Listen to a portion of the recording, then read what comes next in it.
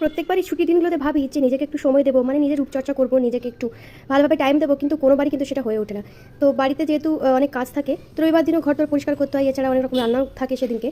তো আজকেও ওই জন্য এত গরম পড়েছে, এই গরমে রান্না করা তো খুবই একটা মানে এত কষ্ট হচ্ছে যে কিছু বলার নেই। তো এখানে আজকে ভেজ ফ্রাইড রাইস বানাবো, তো সবজিগুলো কেটে নিয়েছি, আর বাইরে দেখো এত রোদ দিয়েছে যে কিছু বলার নেই। তো তারপরে এখানে সবজিগুলো ভেজে নিয়ে তারপরে ভেজ ফ্রাইড রাইস কিন্তু আমার রেডি হয়ে গেছে। এটা খুবই সহজ আর খুব জলদি হয়েও যায়। আর এর সাথে বানিয়েছিলাম চিকেন কষা, মানে চিকেনটা একটু বেশি করে গ্রেভি রেখেছিলাম। তো দুপুরবেলা এখানে লাঞ্চটা সাজিয়ে নিয়েছি, লাঞ্চ টাঞ্চ করে একটু রেস্ট নিয়ে বিকেলবেলা আর চলো